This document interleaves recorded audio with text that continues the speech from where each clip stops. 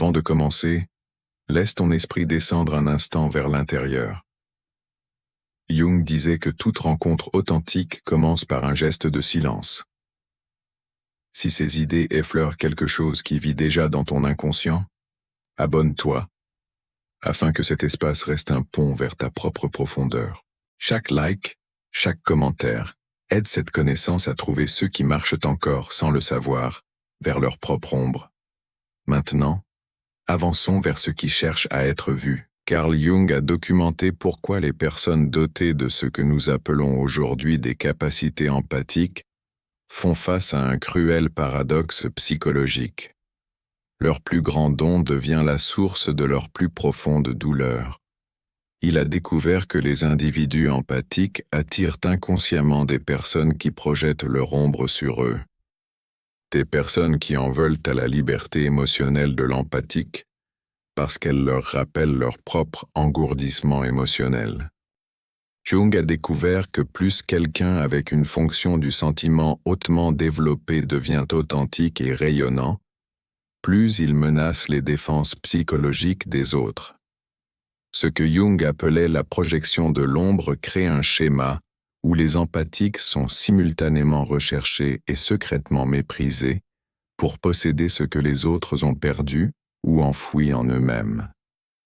Aujourd'hui, je vais révéler la découverte la plus troublante de Jung sur la psychologie empathique et pourquoi il croyait que ce schéma soit détruit complètement les individus sensibles, soit les transforme en exactement ce dont l'humanité a besoin pour son évolution émotionnelle.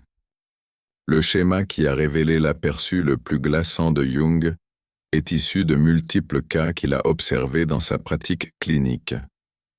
Des individus aux capacités empathiques extraordinaires qui semblaient magnétiser des personnes qui finiraient par se retourner contre eux avec une hostilité inexplicable.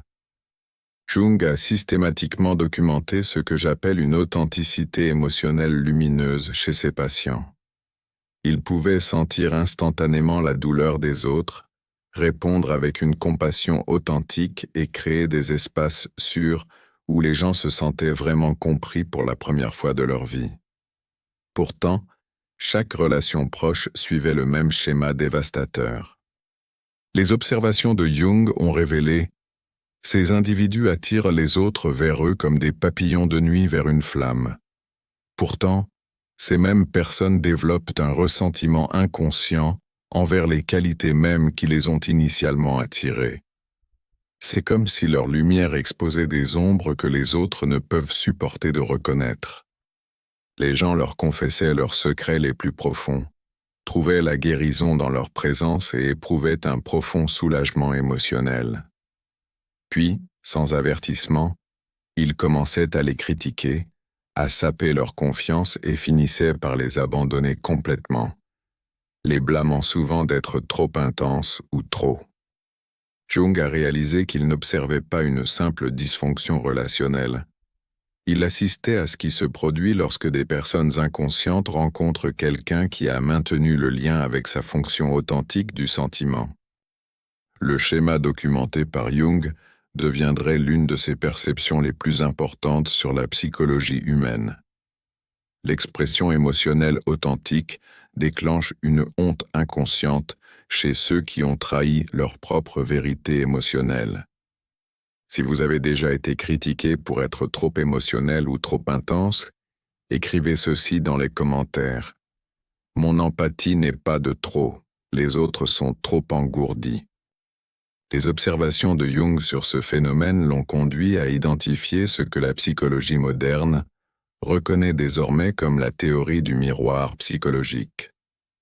Lorsque des individus avec une fonction du sentiment hautement développée interagissent avec des personnes émotionnellement déconnectées, ils reflètent inconsciemment l'authenticité émotionnelle que ces personnes ont abandonnée. La recherche de Jung a révélé que la plupart des gens se déconnectent de leurs émotions authentiques tôt dans la vie comme mécanisme de survie. Ils apprennent à réprimer la sensibilité, à cacher la vulnérabilité et à fonctionner à partir de faux personnages qui gagnent l'acceptation sociale mais leur coûtent leur vivacité émotionnelle. Ce que j'appelle la blessure d'authenticité montre comment les personnes qui se sont coupées du sentiment authentique développent une hostilité inconsciente envers celles qui ne l'ont pas fait. L'expression émotionnelle naturelle de l'empathique devient un rappel douloureux de ce qu'elles ont perdu. Jung a observé que ce que nous appelons aujourd'hui les empathiques tombent dans ce que je nomme le piège du miroir. Leur présence authentique déclenche automatiquement les émotions refoulées et la douleur enfouie des autres. Cela crée un intense inconfort chez les personnes qui ont construit toute leur identité autour de l'engourdissement émotionnel. La personne prise dans cette dynamique vit ce que j'appelle l'amplification de la projection. Elle blâme inconsciemment l'empathique de lui faire ressentir des émotions qu'elle a passé des années à éviter. L'empathique devient responsable d'une douleur qui existait bien avant son arrivée. Jung a noté quelque chose de plus troublant encore. Les gens recherchent souvent ceux qui ont des dons empathiques spécifiquement parce que leur inconscient reconnaît ce qu'ils ont perdu. Ils sont attirés par la vivacité émotionnelle qu'ils observent, mais la ressentent simultanément parce qu'elle expose leur propre mort émotionnelle. Cela crée ce que Jung a identifié comme le paradoxe psychologique fondamental affectant les individus sensibles. La découverte la plus troublante de Jung sur les empathiques fut comment ils deviennent la cible de ce qu'il a largement documenté comme la projection de l'ombre, où les personnes transfèrent inconsciemment leurs propres qualités rejetées sur l'empathique, puis l'attaquent pour posséder ses traits mêmes. Grâce à son travail analytique, Jung a découvert que les personnes qui en veulent aux empathiques sont en réalité en colère contre des parties d'elles-mêmes qu'elles ont reniées. La sensibilité émotionnelle de l'empathique leur rappelle leur propre sensibilité enfouie. L'authenticité de l'empathique expose leur propre fausseté. Ce qui rend cela particulièrement cruel, c'est que les empathiques possèdent souvent les qualités exactes que ces personnes avaient autrefois, mais ont appris à réprimer. Jung a observé. L'individu attaque dans l'empathique ce qu'il a tué en lui-même. Le ressentiment n'est pas envers l'empathique. Il est envers leur propre vérité émotionnelle abandonnée. Cela crée ce que j'appelle la dynamique de punition de l'innocence. Les personnes qui ont perdu leur innocence émotionnelle à travers un traumatisme ou un conditionnement social punissent inconsciemment celles qui ont réussi à préserver la leur. Commentez ci-dessous si vous avez attiré des personnes qui se sont ensuite retournées contre vous sans raison claire. Je reconnais la projection de l'ombre quand je la vois. Jung a documenté comment cela se manifeste de manière subtile mais dévastatrice. Les gens critiqueront les empathiques pour être trop sensibles, alors qu'eux-mêmes souhaiteraient pouvoir ressentir profondément à nouveau. Ils se moqueront des réponses empathiques, comme étant naïves alors qu'ils sont simplement devenus cyniques pour se protéger de la douleur.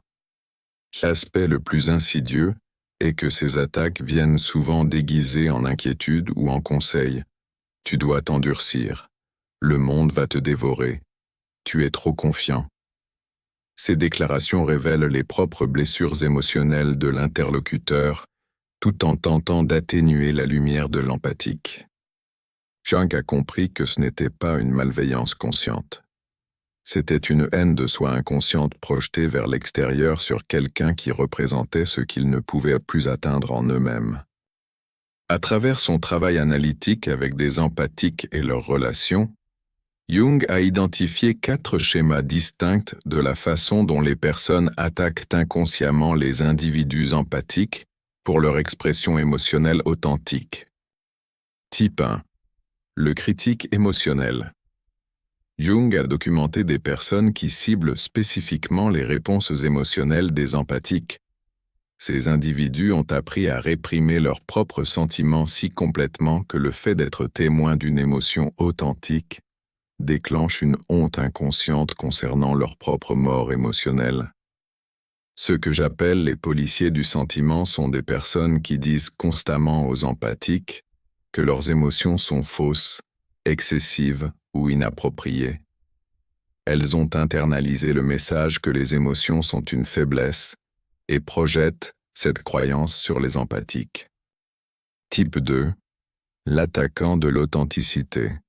Ces individus en veulent inconsciemment aux empathiques d'être authentiques parce qu'ils ont construit toute leur identité autour de faux personnages. Jung a observé comment les personnes qui vivent derrière des masques se sentent menacées par celles qui n'ont pas besoin de masques pour survivre. Ce que je nomme les policiers de la performance critiquent les empathiques pour être trop réels ou inappropriés, alors qu'ils n'ont simplement pas appris à cacher leur vrai moi derrière des façades sociales. Si vous avez déjà atténué votre vrai moi pour mettre les autres à l'aise, commentez. Je ne me réduirai plus pour m'adapter à leurs limitations émotionnelles. Type 3. Le violeur de la vulnérabilité. Jung a noté des personnes qui ciblent spécifiquement l'ouverture et la confiance des empathiques. Ces individus ont été tellement blessés qu'ils ont complètement fermé leur cœur et ils punissent inconsciemment les empathiques pour avoir maintenu une disponibilité émotionnelle. Ce que j'appelle les destructeurs de confiance sont des personnes qui profitent de l'ouverture empathique, puis blâment les empathiques d'être trop confiants plutôt que de reconnaître leur propre trahison de cette confiance. Type 4. L'atténuateur de lumière. Le type le plus dangereux que Jung ait rencontré était des personnes qui travaillaient systématiquement à diminuer la confiance des empathiques en leurs propres dons. Elles se sont déconnectées de leur propre lumière intérieure si complètement que le rayonnement des autres devient insupportable. Ce que je nomme les réducteurs de luminosité utilisent une manipulation psychologique subtile pour convaincre les empathiques que leur empathie naturelle est un problème à résoudre plutôt qu'un don à honorer. Commentez si vous avez réalisé que le ressentiment des autres envers votre sensibilité révèle leurs propres blessures. Leurs attaques contre ma lumière exposent leur obscurité intérieure. Comprendre votre schéma spécifique est crucial, car chaque type nécessite des stratégies différentes pour ce que Jung appelait la protection du soi authentique. Jung a identifié 3 dangers spécifiques qui faisaient de cette dynamique psychologique une menace sérieuse à la fois pour les empathiques individuels et pour l'évolution émotionnelle collective. Danger 1. L'érosion de l'authenticité. Jung a observé qu'une exposition constante au ressentiment et à la critique amène de nombreux empathiques à commencer à douter de leur propre réalité émotionnelle. Ils commencent à réprimer leurs réponses naturelles pour s'intégrer aux personnes qui ne peuvent tolérer les émotions authentiques. Il a écrit « L'empathique qui abandonne son authenticité pour gagner l'acceptation perd la qualité même qui le rendait précieux. Il devient une autre personne émotionnellement morte dans un monde qui a désespérément besoin de vivacité émotionnelle.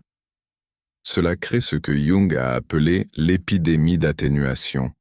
Les empathiques apprennent à cacher leur lumière pour éviter de déclencher l'hostilité inconsciente des autres.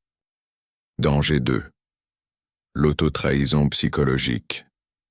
Jung a documenté comment les empathiques intériorisent souvent les critiques qu'ils reçoivent, commençant à voir leur empathie comme un défaut plutôt qu'un don.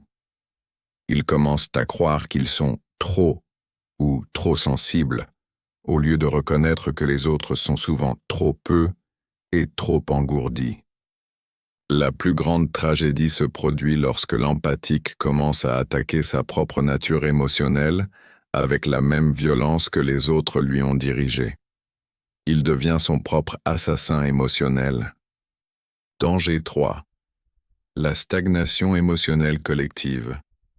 Plus dangereusement, Jung a découvert que lorsque les empathiques apprennent à réprimer leur authenticité, l'humanité perd ses pionniers émotionnels, les individus capables de modéliser ce à quoi ressemble une expression émotionnelle saine.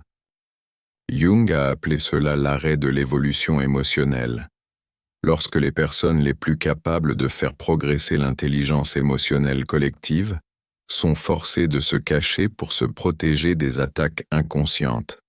Il a écrit « La suppression des individus empathiques représente le rejet inconscient par l'humanité de son propre potentiel émotionnel. Nous attaquons chez les autres ce que nous avons le plus besoin de retrouver en nous-mêmes. » C'est pourquoi Jung considérait la protection et le développement des individus empathiques comme essentiels pour l'avancement psychologique humain. Jung a développé ce que j'appelle le protocole de préservation du soi authentique, une approche systématique pour maintenir les dons empathiques, tout en se protégeant contre la projection inconsciente des autres. Si vous avez trouvé des personnes qui célèbrent, plutôt que critiquent vos dons empathiques, écrivez « J'ai trouvé ma tribu, ceux qui apprécient le sentiment authentique. » Phase 1. Reconnaissance et validation. Jung a enseigné aux individus dotés de dons empathiques à d'abord reconnaître que le ressentiment auquel ils font face n'est pas personnel. C'est une projection d'ombre de personnes qui ont perdu le lien avec leur propre fonction du sentiment. Jung comprenait que la haine dirigée vers leur authenticité est en réalité une haine de soi projetée vers l'extérieur. L'individu empathique n'est pas le problème. Il est le miroir qui reflète la blessure intérieure de quelqu'un d'autre. Technique. Jung a demandé aux empathiques d'interpréter les critiques et l'hostilité comme des informations sur l'état psychologique du critique, plutôt que comme un retour fidèle sur leur propre comportement. Phase 2. Cristallisation des limites. Jung a découvert que ceux qui ont des capacités empathiques ont besoin de ce que j'appelle des limites énergétiques, la capacité de maintenir leur expression authentique tout en se protégeant des projections inconscientes des autres. Commentez ci-dessous si vous êtes prêt à protéger votre nature empathique tout en servant ceux qui peuvent la recevoir. Je choisis l'empathie consciente plutôt que l'absorption inconsciente. Cela implique d'apprendre à distinguer entre un retour authentique qui sert l'individuation et des attaques basées sur la projection conçue pour atténuer leur expression de soi authentique. Jung a appelé cela « développer le discernement psychologique ».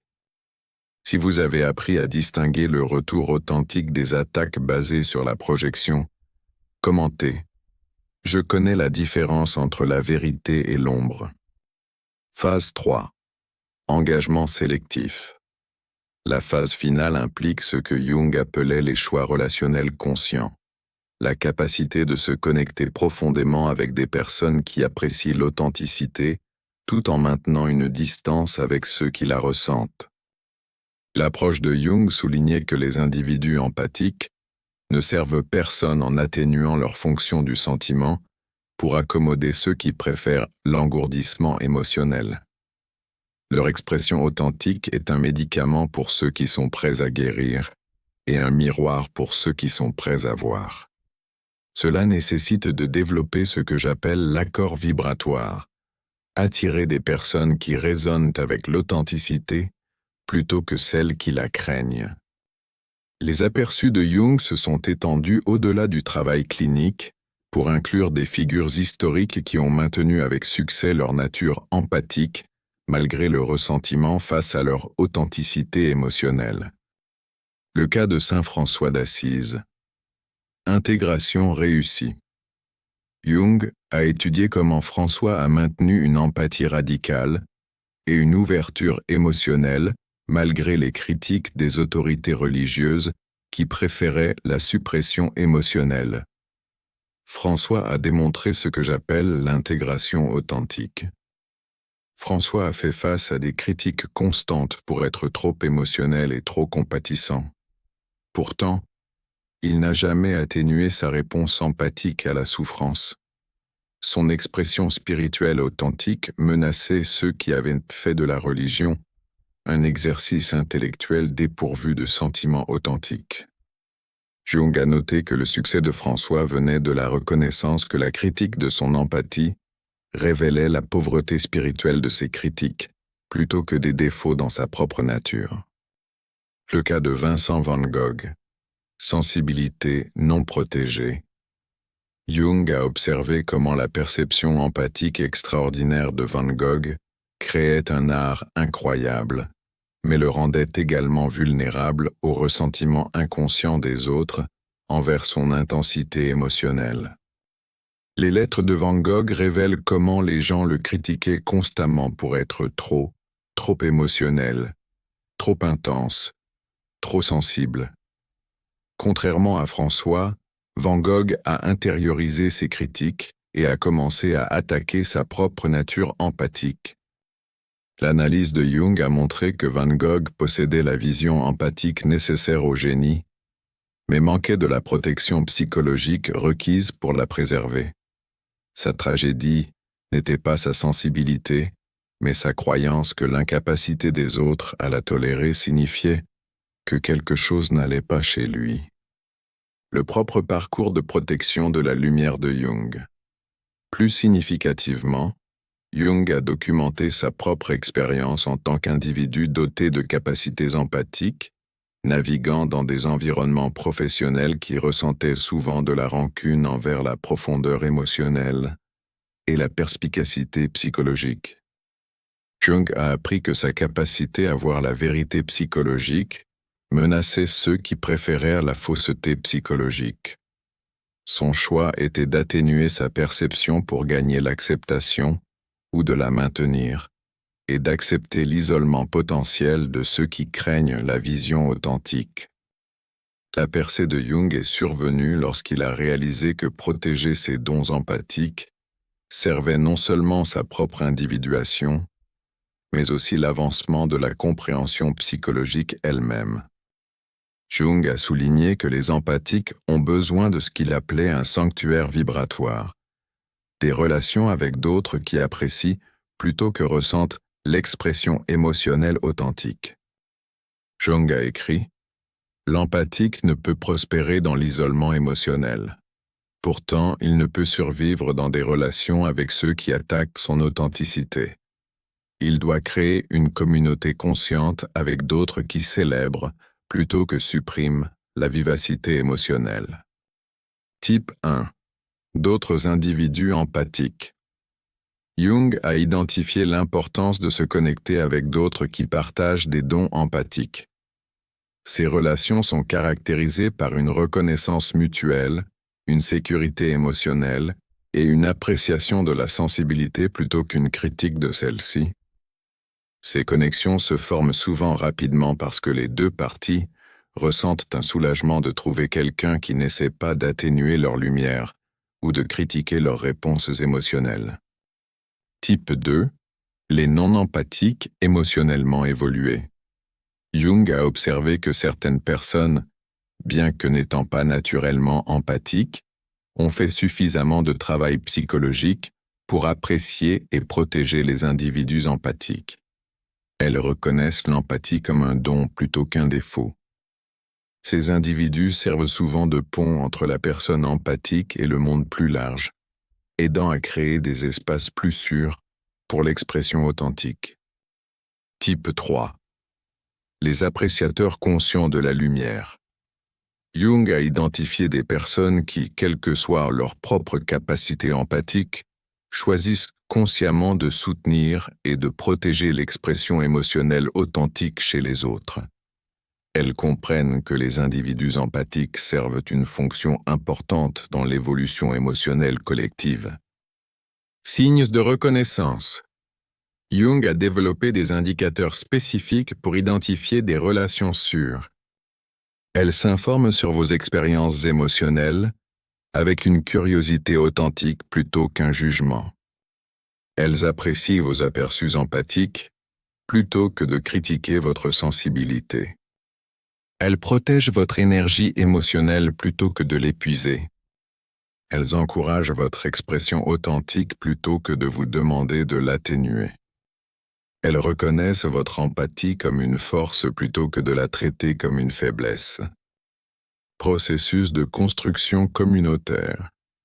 Jung a enseigné aux empathiques à révéler progressivement leur nature authentique, tout en observant comment les autres répondent. Commencez par de petites expressions d'aperçu empathique. Remarquez si les gens apprécient ou ressentent votre conscience émotionnelle. Évaluez s'ils protègent ou violent vos limites émotionnelles. Augmentez progressivement l'authenticité avec ceux qui démontrent de l'appréciation. Créez de la distance avec ceux qui attaquent constamment votre nature empathique. Zhang a souligné, le but n'est pas de cacher votre lumière mais de la partager avec ceux qui peuvent en apprécier la beauté, plutôt que d'en ressentir la luminosité. Jung considérait le développement réussi de l'empathique comme essentiel non seulement pour le bien-être individuel, mais pour l'avancement émotionnel collectif vers une connexion humaine plus authentique. Zhang a écrit « L'empathique qui intègre avec succès ses dons tout en protégeant son authenticité devient un phare pour les autres cherchant à se reconnecter à leur propre vérité émotionnelle. Il prouve que sensibilité et force peuvent coexister. » Les 4 étapes de l'intégration de la lumière. Étape 1. Reconnaissance sans suppression. La première transformation se produit lorsque les empathiques apprennent à reconnaître le ressentiment dirigé contre eux comme une projection plutôt qu'un retour fidèle. Jung a appelé cela l'immunité à la projection. Jung a observé: la sagesse commence lorsque l'empathique cesse de croire que l'incapacité des autres à tolérer sa lumière signifie qu'il devrait l'atténuer. Le problème n'est pas d'être trop, mais que les autres soient devenus trop peu. Étape 2. Développement des limites sans durcissement. La deuxième étape implique de créer une protection énergétique tout en maintenant l'ouverture émotionnelle. Jung a appelé cela la perméabilité sélective. La capacité à rester empathique tout en se protégeant contre la projection. Il a noté: l'empathique intégrée apprend à distinguer la connexion émotionnelle authentique de l'attaque psychologique déguisée en relation. Il reste ouvert à l'amour, tout en devenant immunisé à la haine. Étape 3. Création de communautés sans compromis. La troisième transformation se produit lorsque les empathiques cessent d'essayer de gagner l'acceptation de ceux qui ressentent l'authenticité et se concentrent plutôt sur la construction de relations avec ceux qui l'apprécient. Jung a écrit « L'évolution de l'empathique nécessite de renoncer au besoin d'être compris par tout le monde et de se concentrer sur le fait d'être véritablement connu par les bonnes personnes. La qualité de la connexion importe plus que la quantité d'acceptation. » Étape 4. Service sans sacrifice.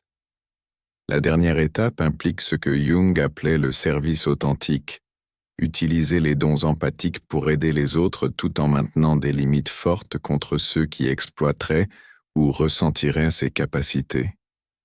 Jung a observé: l'empathique pleinement intégré sert par débordement plutôt que par épuisement. Il donne ses dons à ceux qui peuvent les recevoir sans exiger l'acceptation de ceux qui ne le peuvent pas. L'intégration crée une guérison culturelle. Jung croyait que les empathiques protégés servent une fonction évolutive vitale. Ils modélisent à quoi ressemble une expression émotionnelle saine, tout en conservant leur capacité à aider les autres à se reconnecter à leur propre authenticité enfouie. Jung a écrit « L'empathique qui préserve avec succès sa lumière dans un monde qui préfère souvent l'obscurité devient un rappel vivant que la mort émotionnelle n'est pas inévitable.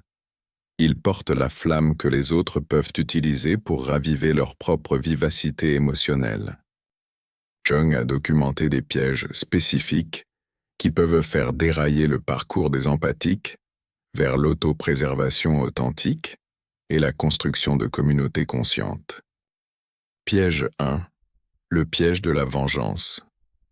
Jung a observé que certains empathiques, en reconnaissant comment ils ont été traités, développent du ressentiment envers ceux qui attaquent leur authenticité. Ils commencent à attaquer l'engourdissement émotionnel des autres de la même manière que les autres ont attaqué leur vivacité émotionnelle. Il a averti. L'empathique qui répond à une attaque inconsciente par une attaque consciente a appris la mauvaise leçon. Comprendre la projection ne justifie pas de projeter en retour. Jung a noté que les empathiques qui tombent dans ce piège deviennent souvent la chose même dont ils ont souffert. Des personnes qui attaquent les autres pour leurs différences psychologiques. Piège 2. Le complexe de supériorité. Jung a documenté des cas où des empathiques utilisaient leur compréhension des dynamiques inconscientes pour se sentir supérieurs à ceux qui ressentaient leur authenticité. Il développait ce qu'il appelait l'arrogance éclairée. Jung a écrit « L'empathique qui croit que sa vivacité émotionnelle le rend meilleur que les autres a complètement manqué le point. Son don est destiné à servir la guérison, pas à créer une hiérarchie. » Piège 3. La justification de l'isolement. Jung a observé que certains empathiques utilisaient leur compréhension de la projection pour justifier un retrait complet des relations difficiles. Ils se convainquaient que quiconque ne pouvait apprécier leurs dons n'en valait pas la peine. Il a noté « La véritable intégration exige que l'empathique maintienne son authenticité tout en restant compatissamment disponible pour ceux qui sont prêts à recevoir ses dons. L'isolement ne sert personne. » Piège 4. L'atténuation de la lumière. Plus dangereusement, Jung a constaté que certains empathiques, malgré leur compréhension des dynamiques, choisissaient encore de supprimer leur authenticité pour éviter les conflits. Ils comprenaient intellectuellement la projection, mais restaient émotionnellement effrayés par le ressentiment des autres. Jung a souligné « Comprendre pourquoi les autres attaquent votre lumière n'élimine pas la douleur d'être attaqué. L'empathique doit développer une véritable force intérieure, pas seulement une perspicacité intellectuelle. » Maintien de l'intégration. Jung a développé des pratiques continues pour maintenir l'expression authentique tout en se protégeant contre la projection. Évaluation régulière des relations qui soutiennent versus épuisent vos dons empathiques. Choix conscient du moment pour s'engager de manière empathique et du moment pour maintenir des limites protectrices. Connexion avec d'autres qui partagent des expériences et des défis similaires. Reconnaissance que certaines personnes ne pourront peut-être jamais apprécier l'émotion authentique. Concentration sur le service à ceux qui peuvent recevoir vos dons, plutôt que sur la tentative de convertir ceux qui les ressentent. Jung a écrit « L'empathique authentique n'essaie pas de forcer sa lumière sur tout le monde, mais s'assure que sa lumière continue de brûler pour ceux qui ont besoin de sa chaleur. » Jung a compris la psychologie empathique dans le contexte de l'évolution émotionnelle collective, considérant les individus empathiques authentiques comme essentiels à l'avancement de l'humanité vers une expression émotionnelle plus authentique. Jung croyait que les individus qui maintiennent leur fonction du sentiment malgré les attaques inconscientes servent de preuve que la vivacité émotionnelle est possible même dans un monde émotionnellement déconnecté. Ce sont des pionniers émotionnels, montrant aux autres le chemin de retour vers leur propre cœur. Le schéma historique.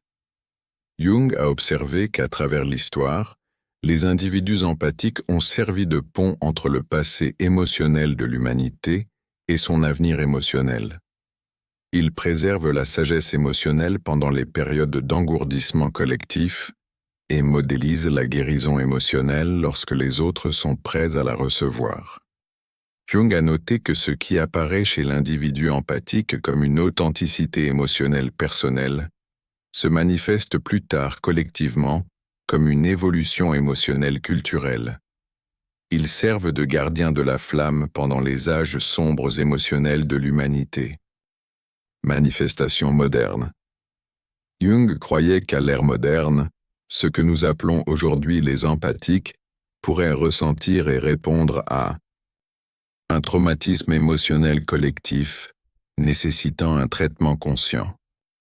Un sentiment authentique enfoui nécessitant une expression pour la guérison collective. Le coût de la suppression émotionnelle sur le bien-être individuel et social.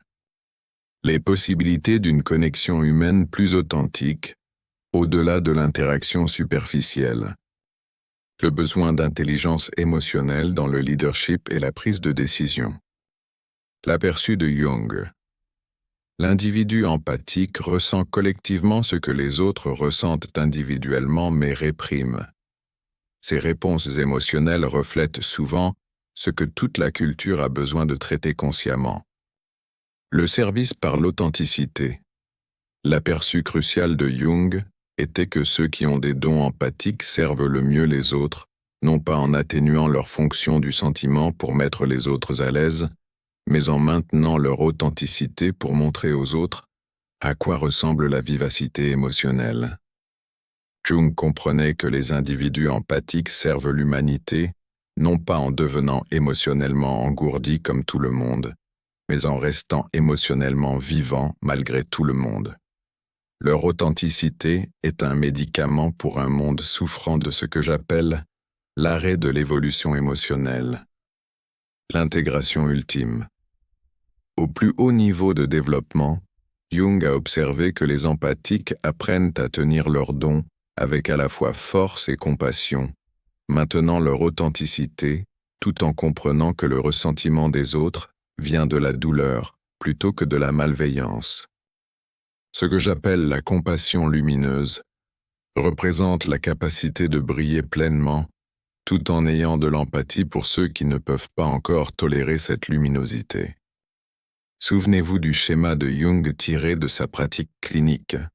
Des individus dont les capacités empathiques semblaient de magnétiser des personnes qui finiraient par se retourner contre eux, avec une hostilité inexplicable. Après avoir travaillé avec la méthode d'intégration de Jung, ce schéma relationnel pourrait être complètement transformé. Ces individus ont appris à reconnaître le ressentiment dirigé contre leur authenticité comme une information sur les blessures psychologiques des autres, plutôt que comme une preuve que quelque chose n'allait pas avec leur fonction du sentiment. Ils ont trouvé leur tribu, des personnes qui célébraient, plutôt qu'attaquaient leurs dons empathiques. Ils ont commencé à utiliser leurs capacités pour servir ceux qui pouvaient les recevoir plutôt que d'essayer de gagner l'acceptation de ceux qui les ressentaient. Plus important encore, ils ont cessé d'atténuer leur authenticité émotionnelle pour accommoder la préférence des autres pour l'engourdissement émotionnel. Les observations de Jung ont révélé que ces patients ont appris que leur nature empathique n'était pas un défaut à corriger, mais un don à protéger. Ils ont découvert que le problème n'a jamais été leur vivacité émotionnelle. C'était la déconnexion émotionnelle des autres et leur ressentiment inconscient envers ce qu'ils avaient perdu en eux-mêmes. Cela représente la découverte la plus importante de Jung sur la psychologie empathique. Ceux qui ressentent votre authenticité sont généralement en deuil de leur propre fonction du sentiment abandonné. Leur hostilité envers votre vivacité émotionnelle révèle leur chagrin pour leur propre vérité émotionnelle supprimée. Votre nature empathique n'est pas trop pour ce monde. Ce monde est simplement devenu trop déconnecté de son propre potentiel émotionnel. Vous n'êtes pas cassé parce que les autres ne peuvent tolérer votre fonction du sentiment. Ils sont blessés parce qu'ils ont appris à tolérer l'engourdissement émotionnel. La question n'est pas de savoir si les gens ressentiront votre authenticité.